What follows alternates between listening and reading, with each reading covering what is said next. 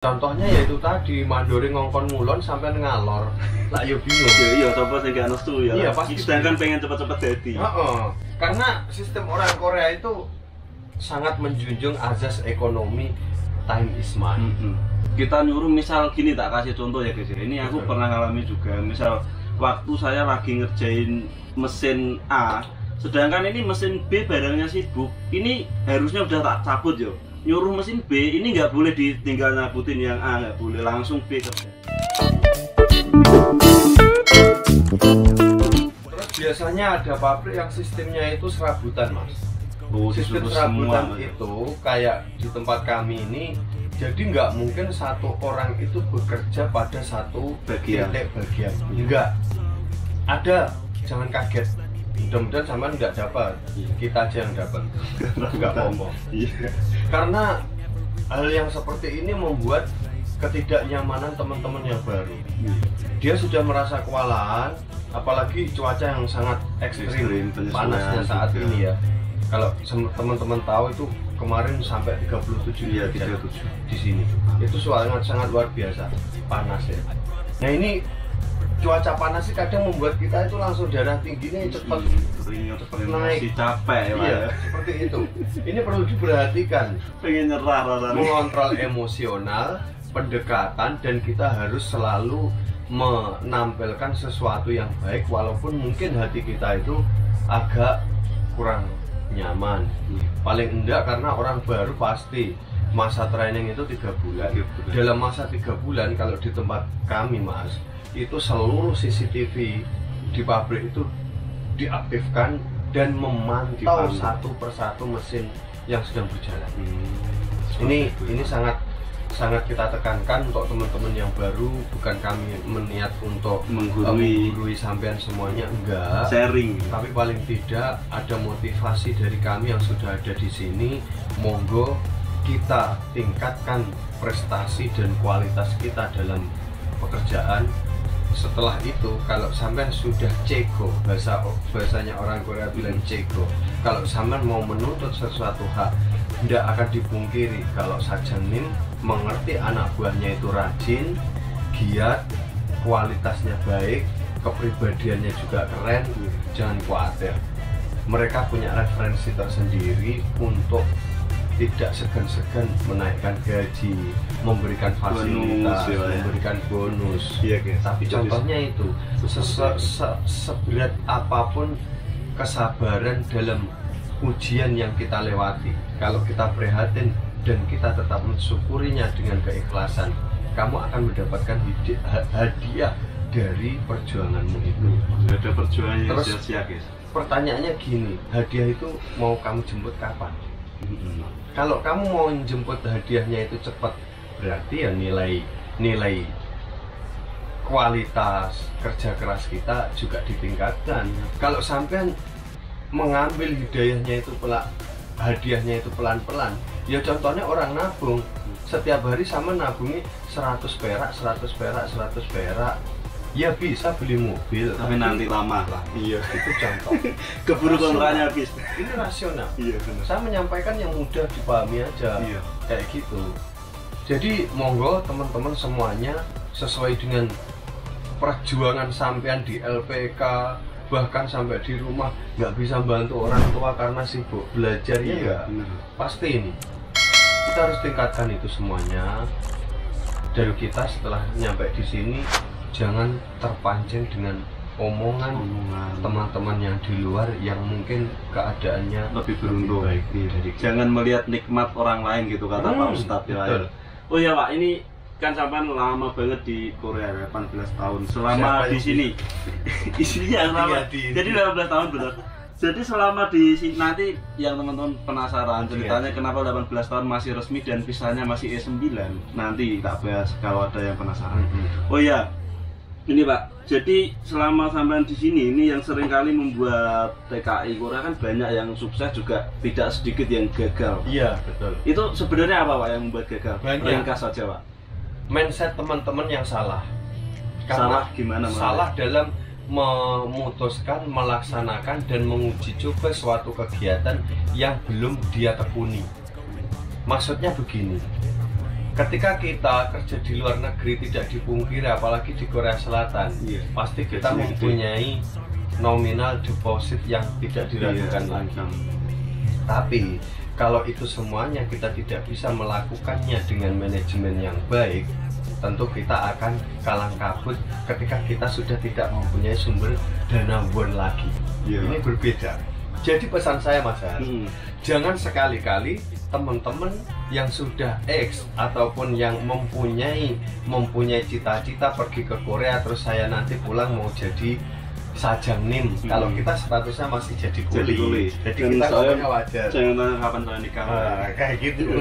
Intermezzo guys, biar gak tegang. Saya mempunyai pesan untuk teman-teman yang mau usaha ataupun menciptakan lapangan pekerjaan di tanah air. Itu jangan coba-coba membuat lapangan pekerjaan di luar hobi kamu. Jadi harus dalam passion kita.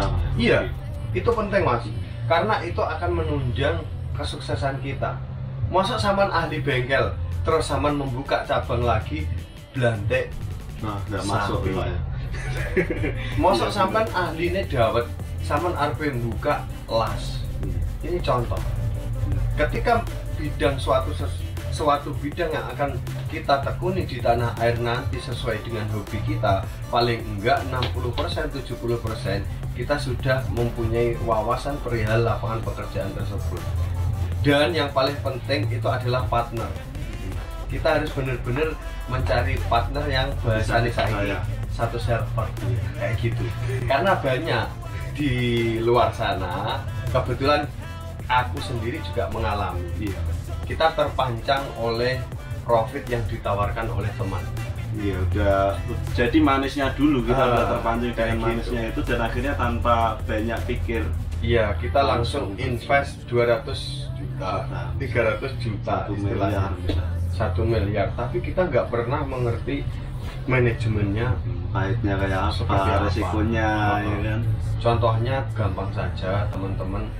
Jangan lupa ketika di tanah air punya usaha dikembangkan mumpung masih berada di Korea. Dan seperti tulisan di belakang, kalau yang di rumah itu jangan boros. Jadi kita nggak boleh nganu Pak. Misal kebanyakan kan orang-orang yang di sini gaya hidup di rumah itu naik loh Pak. Itu.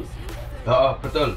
Jangan sesekali setelah kita pergi ke Korea, kebetulan kita mengajari keluarga kita yang di tanah air itu dengan kemewahan.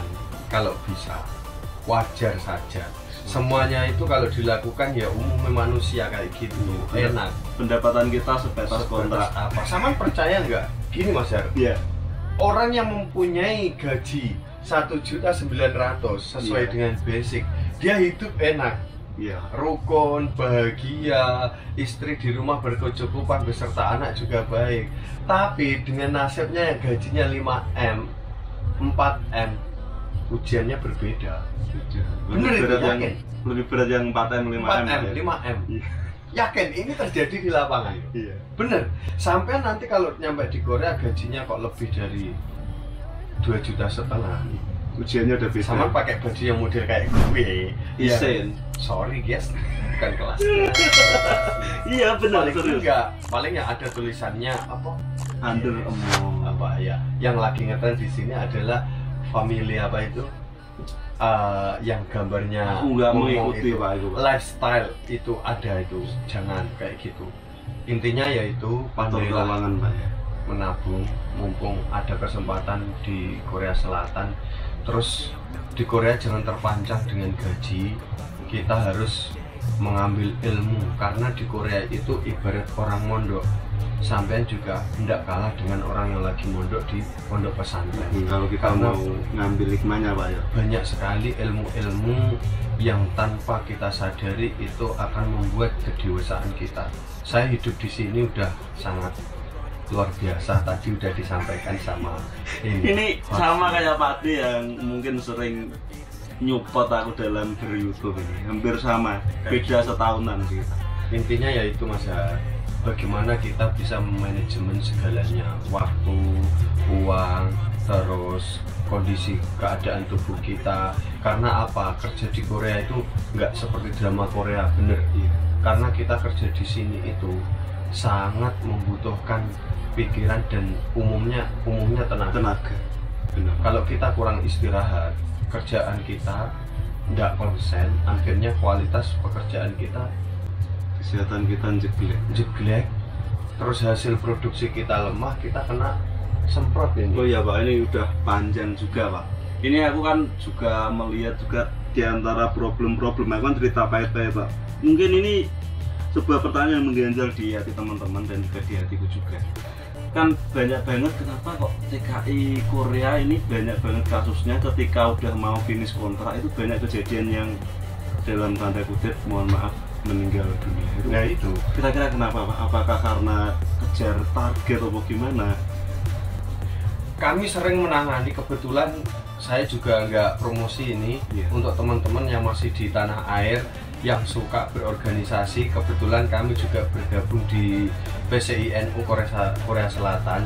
Kebetulan saya juga di situ bukan pengurus, tapi saya ngewangi repot lah kayak gitu aja. Kalau ada repot, ini sangat penting. Saya sering sekali mengurusi jenazah-jenazah teman-teman TKI yang meninggal di sini, Mas.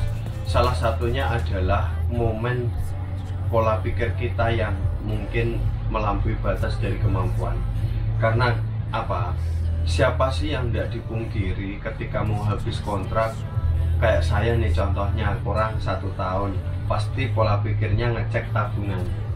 Wah, tabungan saya kok cuma segini, dan saya itu udah lama di Korea. Apa kata dunia ketika saya pulang ke kampung halaman?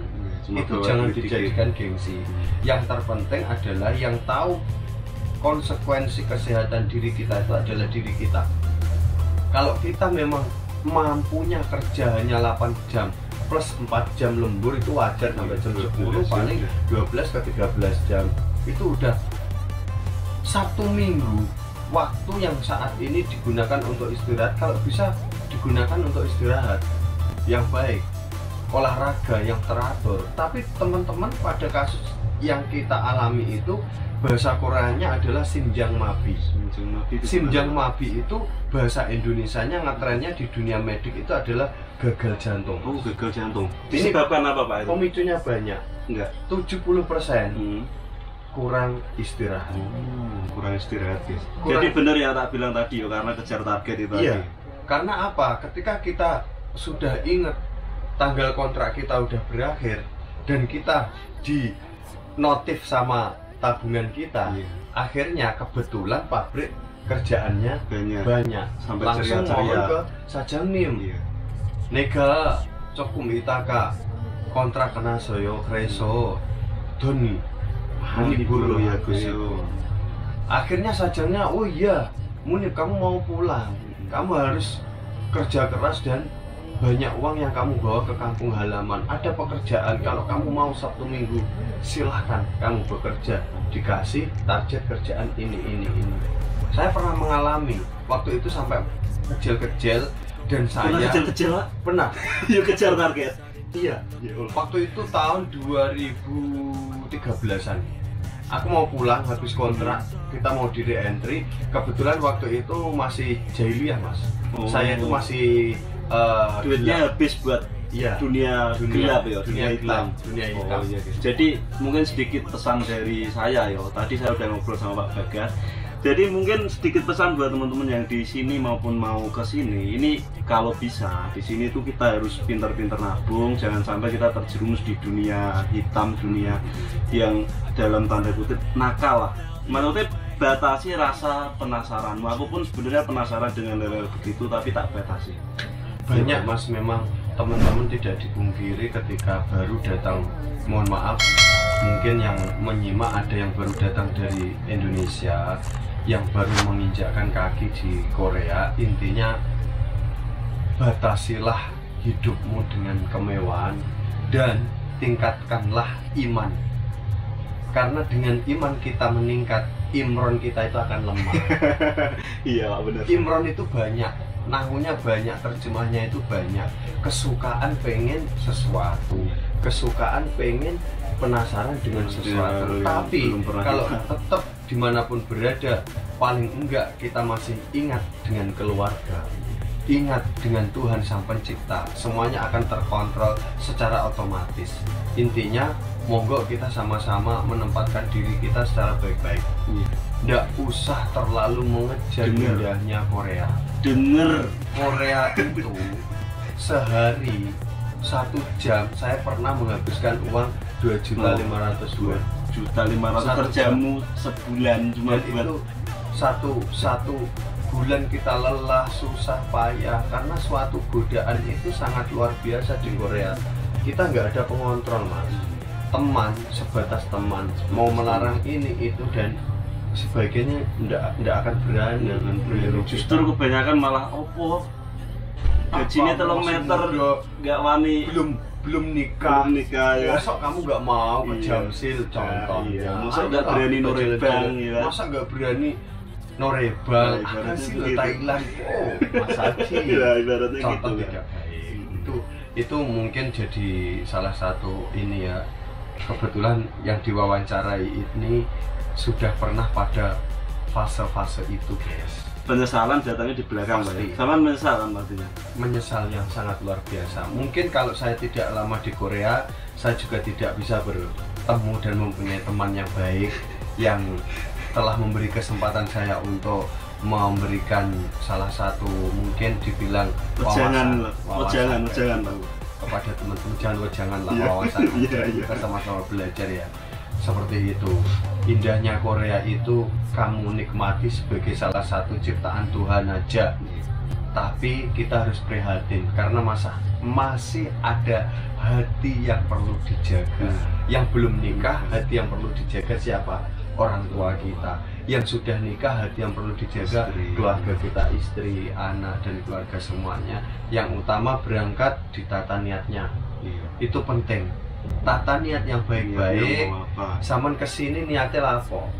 Fokus. Kalau niatnya ke Korea itu memang ada yang kesini tujuannya nggak mau mengumpulkan uang. Karena di sini saya ingin menikmati indahnya Korea. Saya sudah punya anak-anak yang saya sedang inilah menuju baik lah. Pola pikirnya tadinya begitu, betul. Tapi ada di sini juga teman-teman di sini yang menata niatnya keren. Direwangi nggak tahu metu pasar, belanja secukupnya.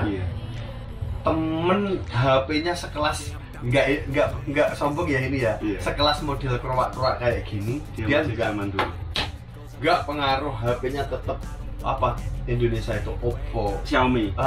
Betul kayak gitu. Itu bertahan 3 tahun dan setelah meditasi ngobrol jauh dengan saya sampai meneteskan air mata.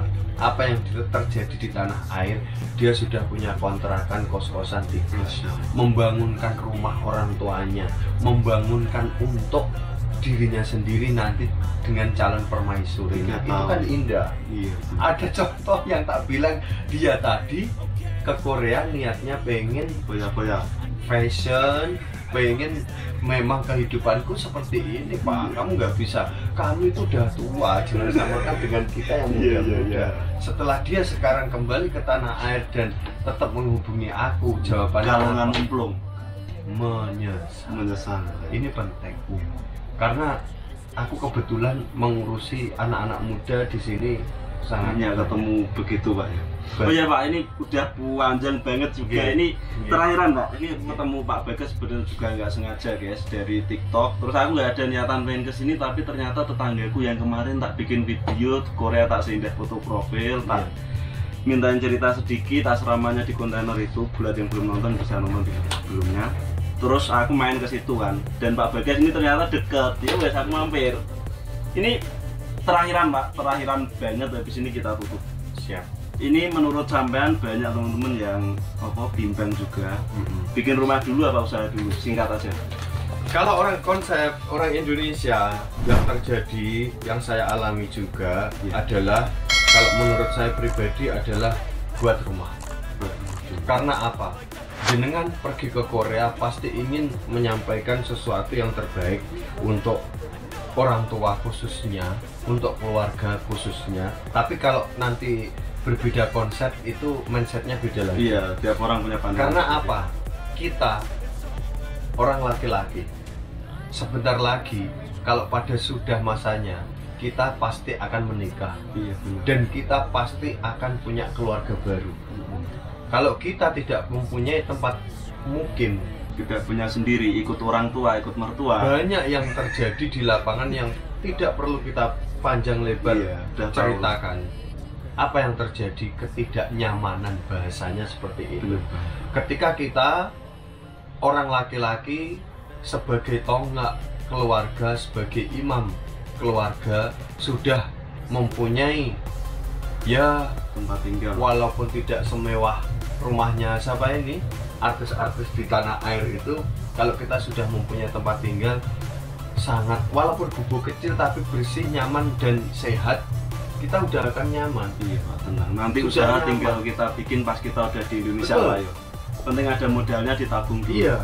Oh ya, sedikit masukan dariku, maksudnya kalau bikin rumah kalau bisa itu jangan yang terlalu mewah-mewah juga karena akan menguras dana. Ini mengalami kebetulan. Ini juga Kebetulan. pengalaman dulu Pak, aku yo Pak, ya Allah. Saya tidak menyombongkan diri. Saya kebetulan bisa kerja ke luar negeri, walaupun dulu pernah nakal dan ini dan sebagainya. Saya menghabiskan kurang lebih 1,5 miliar untuk buat rumah. Percaya. Dan sekarang setelah saya pulang ke tanah air, saya itu melihat rumah saya di depan rumah saya sambil rokokan itu luar biasa. Yang saya ingat apa? Perjuangan untuk mendapatkan tanah beserta rumah yang sedang kita miliki. Tapi di sisi lain kita mikir, buat beli garasi itu aja 25 juta, buat beli pintu aja kurang lebih 3 juta. Iya, maksudnya kalau bisa sederhana ya. Oke, yang terpenting adalah jangan bermewah-mewah diri, ndak untuk masalah rumah doang, jangan. Kehidupan kita di sini ditata, ditabung dan buat rumah yang ya yang penting sehat, bersih dan juga nyaman, itu aja. Nanti kapan-kapan rumah Pak Bagas tak review Pak. Boleh, kan udah lagi Iya kan? Iya. silaturahmi. Setahun lagi sama-sama setahun. Insya Allah nanti. Iya Pak, terima kasih banyak ini buat teman-teman, terima kasih sudah nonton sampai akhir, mudah-mudahan bermanfaat. Pak Bagas juga makasih, salaman saya. Hadirnya saya jauh-jauh ini. Beliau bersedia hadir. Aku juga terima kasih banyak udah diizinin untuk podcast di sini, ngobrol, berbagi cerita juga. Buat teman-teman mungkin boleh juga share video ini sebanyak-banyaknya ke media sosial teman-teman biar yang lain juga tahu, mendapat manfaat dari obrolan kita yang asal-asalan ini tanpa konsep ya. Dan juga jangan lupa untuk dukung channel ini dengan cara like, komen, dan juga subscribe agar channel ini terus berkembang. Insya Allah semangat, kita akan semangat menampilkan konten-konten yang bermanfaat selanjutnya. Ya wes, sampai jumpa lagi. Wassalamualaikum warahmatullahi wabarakatuh. Waalaikumsalam warahmatullahi wabarakatuh. Watch your blue eyes fade to gray as you fade away.